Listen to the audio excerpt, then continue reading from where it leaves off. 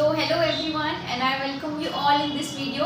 तो जैसा कि आप लोग देख रहे हो, ये साइकोलॉजी की वीडियो है और साइकोलॉजी की कंप्लीट आपको सीरीज़ में वीडियोस प्रोवाइड की जाएंगी और उस सीरीज़ की ये फर्स्ट वीडियो है। ठीक है, तो इसके अंदर मैं जो भी पढ़ाऊंगी, जितना भी कंटेंट है, वो सब कुछ आपको एक पीडीएफ की फॉर्म में मिल जाएगा, जो लास्ट में मैं आपको कॉन्टेक्ट नंबर बताऊंगी, उस पर मैसेज करके आप ये पीडीएफ ले सकते हो।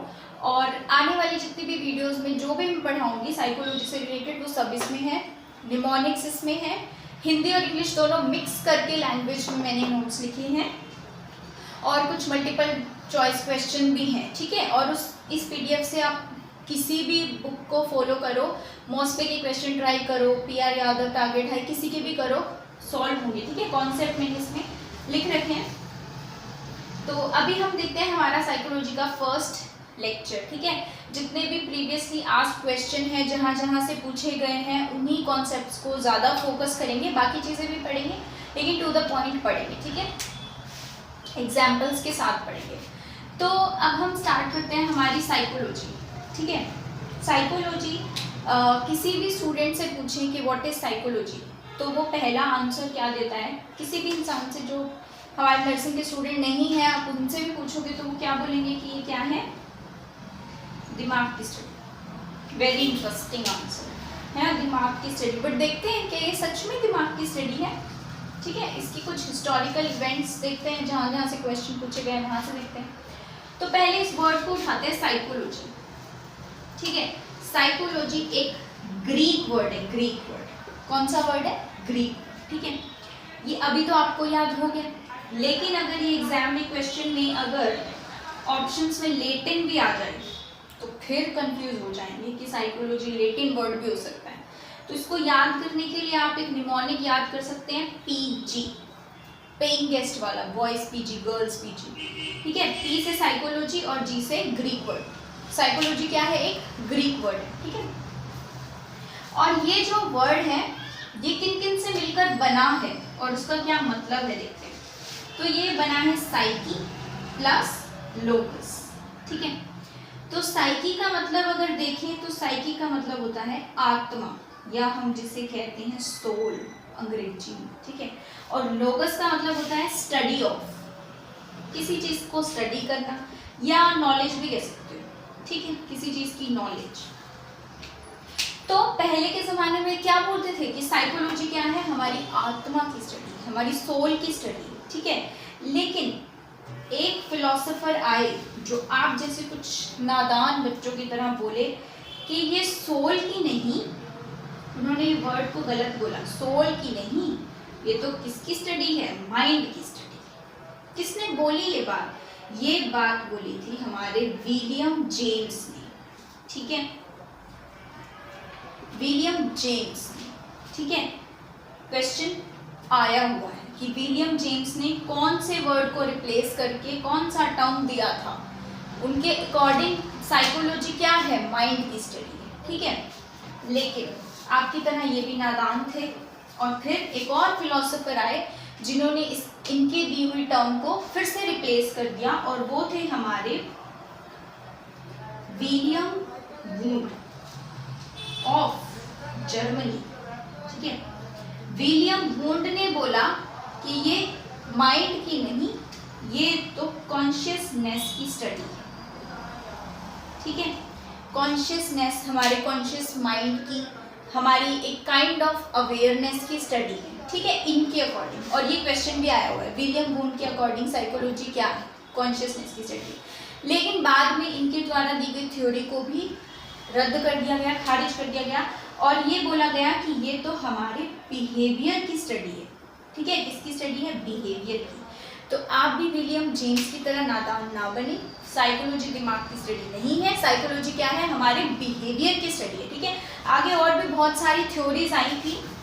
ठीक है, सिगमंड फ्रॉइड का मैं जिक्र करूँगी आगे, उन्होंने कैसे एक तरह से मॉडिफाई कर दिया साइकोलॉजी को। ठीक है, लेकिन उससे पहले देखते हैं कि साइकोलॉजी को जो लोग स्टडी करते थे, जो फिलोसोफर या कह सकते हो साइकोलॉजिस्ट जो इसकी स्टडी करते थे, उनको हमने 4 पार्ट्स में डिवाइड कर दिया।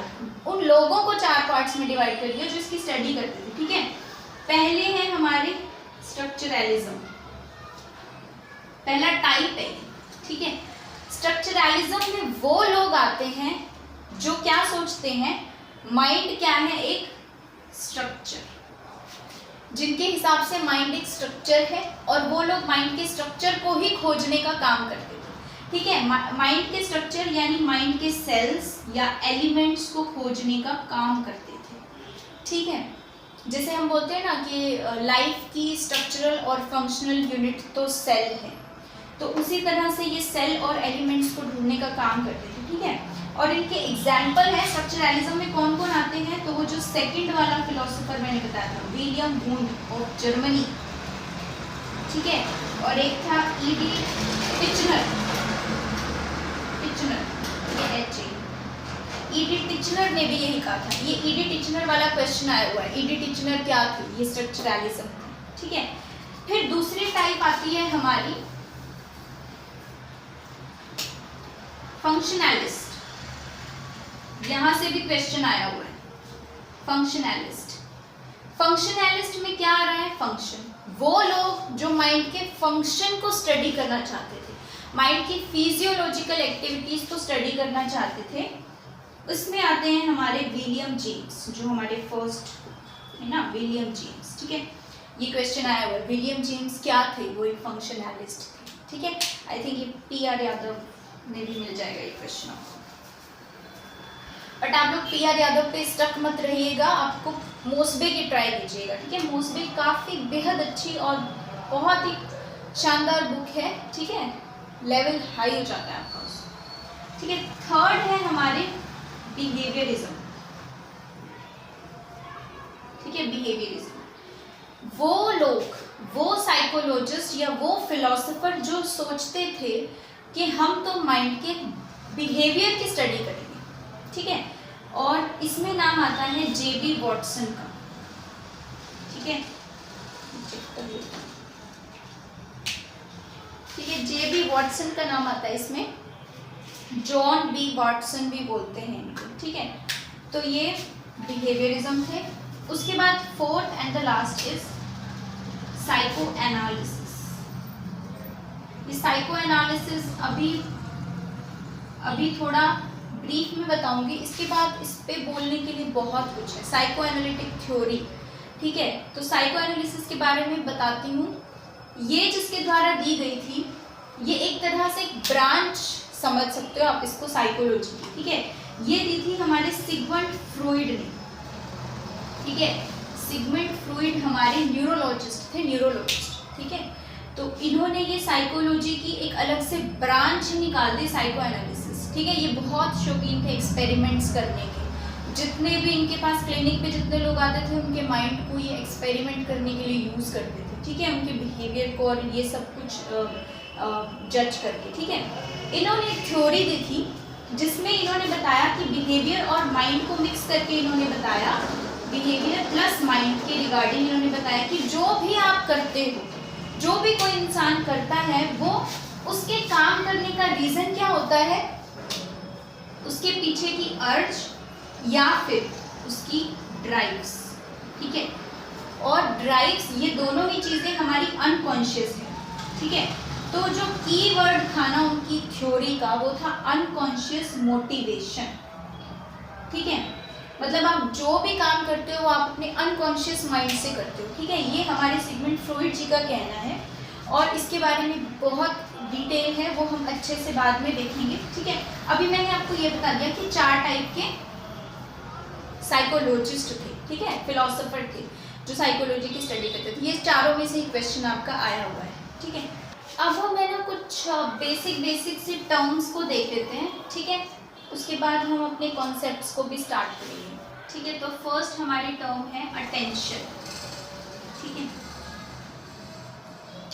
अटेंशन की डेफिनेशन अगर पढ़ें तो अटेंशन क्या है, हमारी कंसंट्रेशन है ऑफ कॉन्शियसनेस या कॉन्शियस माइंड। ठीक है, मतलब आप कभी भी जो अटेंशन हमारी आती है वो हमारे कॉन्शियस माइंड से आती है। ठीक है, हालांकि इसके टाइप्स में आप देखोगे कि कुछ चीज़ों में हम अटेंशन ऐसे ही दे देते हैं। ठीक है, हमारा ध्यान नहीं होता, हम मेहनत नहीं करते वो अटेंशन देने के लिए, फिर भी हमारी अटेंशन चली जाती है। लेकिन फिर भी इसकी जो डेफिनेशन के अकॉर्डिंग देखा जाए तो ये हमारी कॉन्शियसनेस की कंसंट्रेशन है, मतलब हम जो कंसंट्रेशन करते हैं हमारे कॉन्शियस माइंड से, वो है क्या, हमारी अटेंशन। ठीक है, अब ये अटेंशन के टाइप्स देखें, कॉन्शियसनेस के टाइप नहीं है, ये अटेंशन के टाइप्स हैं, वॉलेंट्री और इनवॉलेंट्री। ठीक है, वॉलेंट्री मतलब हम खुद जिसको करना चाहते हैं, ठीक है, और इनवॉलेंट्री जिसको हम करना नहीं चाहते। ठीक है, अब वॉलेंट्री के आगे फिर से दो टाइप हो जाते हैं, इम्प्लिसिट और एक्सप्लिसिट। ठीक है, इम्प्लिसिट वॉलेंट्री अटेंशन और एक्सप्लिसिट वॉलेंट्री अटेंशन। ठीक है, वॉलेंट्री अटेंशन में दो आ गए और इनवॉलेंट्री हमारा अलग। ठीक है, इम्प्लिसिट वॉलेंट्री अटेंशन में वो अटेंशन, जैसे किसी काम को करने के लिए अगर हमें अपनी विल पावर मतलब हमारी इच्छा शक्ति, किसी काम को करने की हमारी विल, हमारी रेडीनेस या हमारी इच्छा शक्ति का प्रयोग अगर हम सिर्फ एक बार करते हैं, सिंगल टाइम, एक ही बार हमने अपनी इच्छा शक्ति का प्रयोग किया है, विल पावर का प्रयोग किया है, तो वो हमारी इम्प्लिसिट वॉलेंट्री अटेंशन है। और अगर हमने उसका बार बार प्रयोग किया है, जैसे एग्जाम्स के टाइम पे हमें कंटिन्यूसली अपनी कंसंट्रेशन को, अटेंशन को बढ़ाए रखना पड़ता है, बनाए रखना पड़ता है, तब जाके हम पास हो पाते हैं। ठीक है, तो इसलिए एक्सप्लिसिट क्या है, जब आप रिपीटेडली वो काम करो, ठीक है, रिपीटेडली आपकी विल पावर रिपीटेडली आप करो। ठीक है, और जब सिंगल टाइम करो तो वो इम्प्लिसिट वॉलेंट्री अटेंशन, बार बार करो तो एक्सप्लिसिट वॉलेंट्री अटेंशन। ठीक है, और इनवॉलेंट्री अटेंशन जहाँ पे आपका ध्यान ऑटोमेटिकली चला जाता है, जैसे लाउड वॉइस है, ठीक है, स्पीकर्स बज रहे हैं या ब्राइट लाइट है, ठीक है, जैसे या फिर शॉपिंग में सेल लगी है तो वो सेल का बोर्ड देख के ऑटोमेटिकली अटेंटिव हो जाना। ठीक है, ये इनवॉलेंट्री की है। ठीक है, फिर कुछ एक टर्म्स हैं जो ऐसे पूछी जाती हैं और जिनमें कंफ्यूजन हो जाता है, जैसे अटेंशन तो आपको समझ में आ गया, लेकिन दो टर्म्स दी हैं, स्पान ऑफ अटेंशन और दूसरी हमारी दी गई है ड्यूरेशन ऑफ अटेंशन। ठीक है, इसमें क्या डिफरेंस आप करो, तो पहली है span of attention. Span of attention में मतलब एक टाइम पे, सिंगल टाइम पे आप कितनी चीजों पे फोकस कर सकते हो। ठीक है, मैक्सिमम ऑब्जेक्ट्स जिस पे आप फोकस कर सकते हो, मैक्सिमम, ये हैंडराइटिंग आई होप आप समझ लोगे, बाकी ठीक ठाक है, मैक्सिमम ऑब्जेक्ट्स जिस पे आप कॉन्सेंट्रेट या अटेंटिव आप जिसके लिए हो सकते हो। ठीक है, और ड्यूरेशन ऑफ अटेंशन, ड्यूरेशन तो मतलब टाइम पीरियड को ही मापना। ठीक है, कितने टाइम के लिए आप अटेंशन दे सकते हो। ठीक है, स्ट्रिक्ट टीचर है तो आपका ड्यूरेशन ऑफ अटेंशन भी बढ़ जाता है। ठीक है, और टीचर ऐसे कुछ खास पढ़ा नहीं रहा है, ठीक है, कुछ कहता भी नहीं है, बोलते रहो तो कुछ बोलता नहीं है, तो फिर वो आपकी ड्यूरेशन ऑफ अटेंशन भी कम हो जाती है। तो बहुत सारे फैक्टर्स होते हैं जो इन चीज़ों को ऑल्टर करते हैं। ठीक है, तो स्पैन ऑफ अटेंशन बेसिकली ऐसे ही पूछ लिए जाते हैं कि span of attention is, options में आपको दिया जाएगा time duration of attention, maximum objects on which you can be attentive, या फलाना फलाना जो भी। ठीक है, तो आपको ये पता होना चाहिए। फिर एक होती है सस्टेन्ड अटेंशन। अब ये these are very fancy words जिसको देख के आप डर जाओगे कि ये क्या है भाई, सस्टेन्ड अटेंशन। ठीक है, सस्टेन का मतलब होता है, सस्टेन शब्द का मतलब होता है फिक्स्ड हो जाना, एक जगह फिक्स्ड हो गई आपकी अटेंशन। ठीक है, तो जब किसी एक पर्टिकुलर टाइम पे एक ही चीज पे आपकी अटेंशन फिक्स हो जाती है तो उसको हम बोलते हैं सस्टेन्ड अटेंशन। और कुछ और वर्ड्स देख लेते हैं जिसका मीनिंग आपको पता होना चाहिए।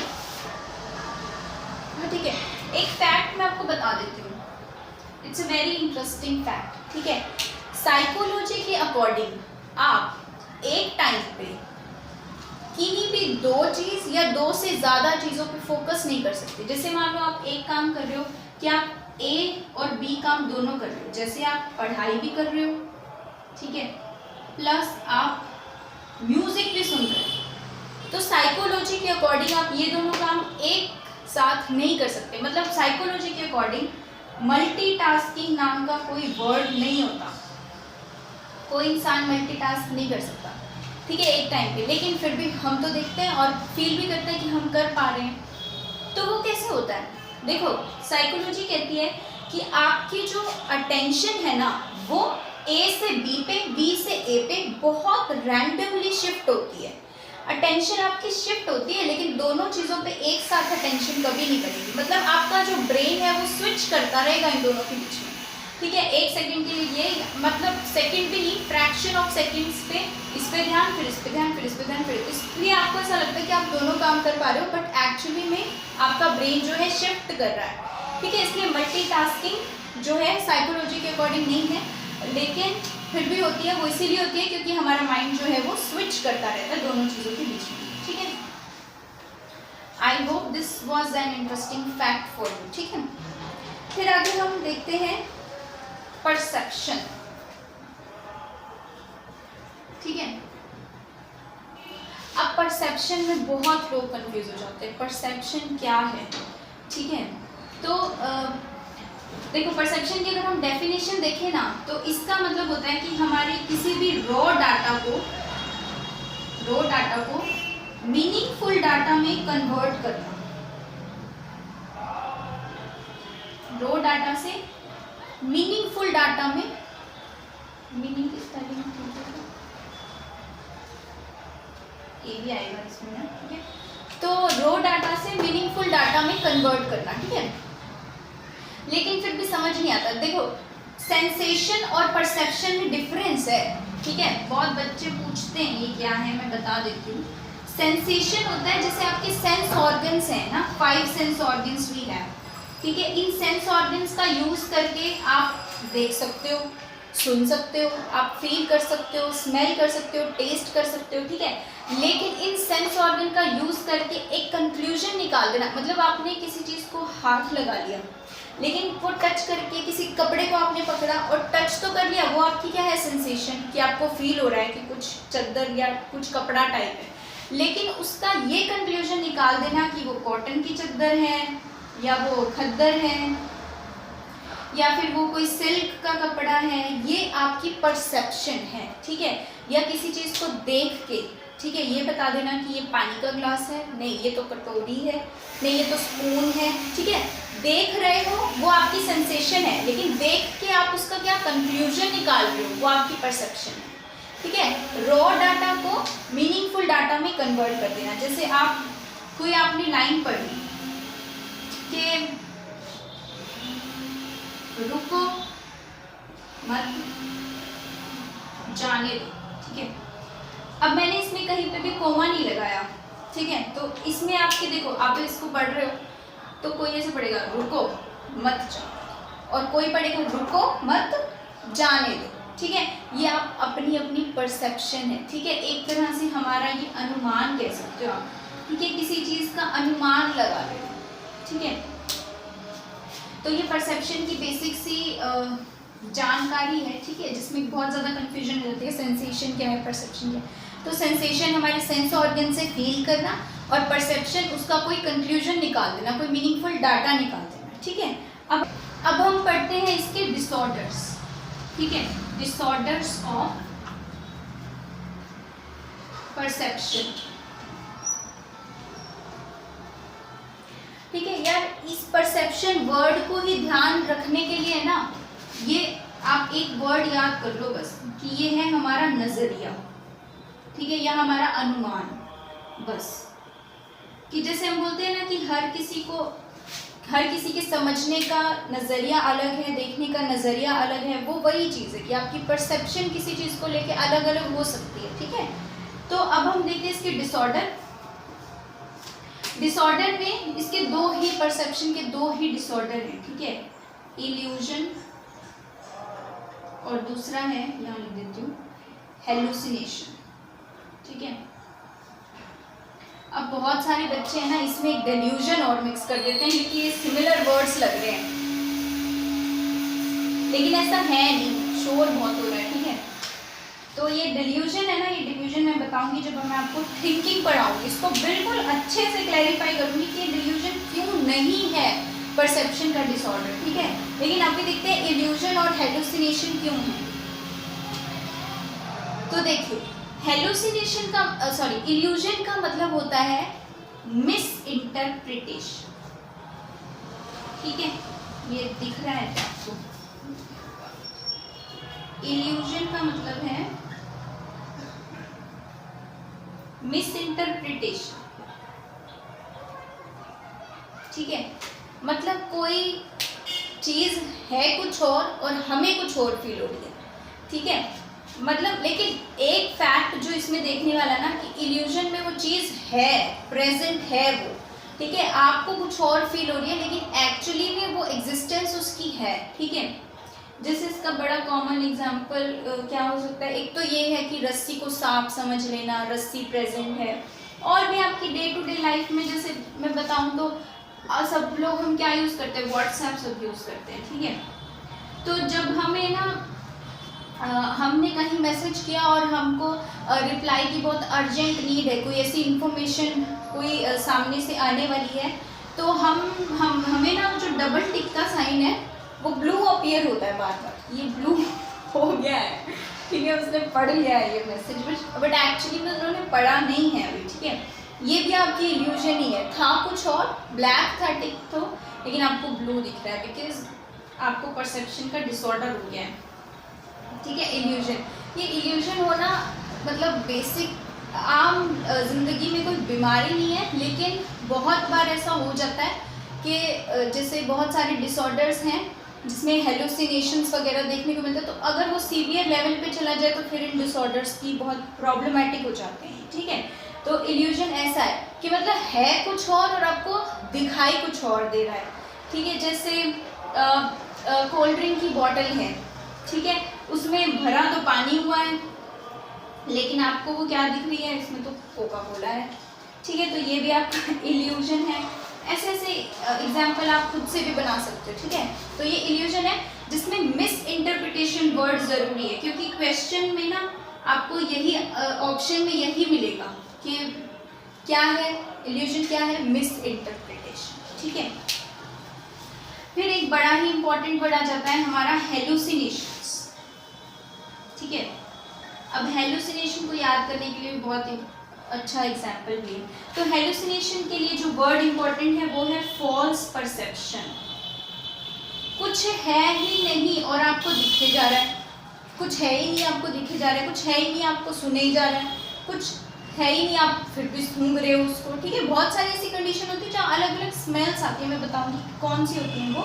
तो हेलुसिनेशन होता है एक्चुअली में कुछ नहीं है लेकिन फिर भी आपको फील हो रहा है। और इसका बहुत ही फेमस एग्जाम्पल भूत, ठीक है।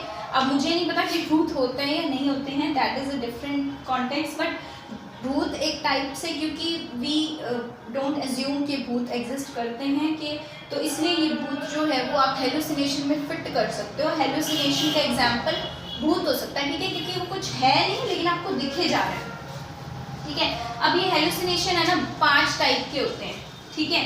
विजुअल, मतलब विजुअल हेलुसिनेशन मतलब कुछ है नहीं और आपको दिखे जा रहा है, ठीक है भाई, कि जैसे रस्सी को सांप समझ लेना, रस्सी को सांप नहीं, कुछ दिखाई देना, भूत दिखाई देना, ठीक है, वो आपका विजुअल हेलुसिनेशन है। फिर है ऑडिटरी हेलुसिनेशन, ठीक है। अगर आपने एक बीमारी का नाम सुना हो, बड़ी फेमस थी और बड़ी मतलब लेवल है इस बीमारी का, सबने सुना होगा, स्किज़ोफ्रेनिया, ठीक है। स्किज़ोफ्रेनिया में सबसे most common type of hallucination है ऑडिटरी हेलुसिनेशन, ठीक है, कुछ सुनाई देना। और ना ये ऑडिटरी हेलुसिनेशन तब बहुत ही सीरियस हो जाता है जब ये कमांड ऑडिटरी हेलुसिनेशन हो, मतलब उस व्यक्ति को जो सुनाई दे रहा है वो कमांड्स सुनाई दे रही है। मतलब जैसे अगर आप एग्जाम्पल के तौर पे आप असाइंड नर्सिंग ऑफिसर हो और आपका जो पेशेंट है ना उसको कमांड ऑडिटरी हेलुसिनेशन की प्रॉब्लम है बिकॉज ऑफ स्किज़ोफ्रेनिया, तो उसके जो उसको सुनाई दे रहा है उसको ये कमांड आएगी कि तू खड़ा हो और ये जो नर्सिंग ऑफिसर यहाँ बैठी है उसको एक चपेट मार, तो वो मार देगा, वो सीरियसली मार देगा, क्योंकि वो कमांड ऑडिटरी हेलुसिनेशन बहुत सीरियस प्रॉब्लमेटिक थिंग होती है। अगर उसको ये कमांड आ जाए कि तू यहाँ से कूद के मर जा, तो वो मर जाएगा, कूद जाएगा वो डायरेक्टली, ठीक है। और ये आई थिंक मोस्टबे का क्वेश्चन है बहुत ही, कि बहुत सबसे सीरियस ऑडिटरी हेलुसिनेशन कौन सी, कमांड वाली, ठीक है, जहाँ उसको कमांड्स आ रही है तो वो उसको मांगता है फिर, ठीक है। ऑडिटरी के बाद दूसरी होती है नहीं, ऑल्फैक्टरी। ऑल्फैक्टरी बताती हूँ, इम्पॉर्टेंट है। ऑल्फैक्टरी में ना आपको कुछ कुछ स्मेल आने लगती है, ठीक है।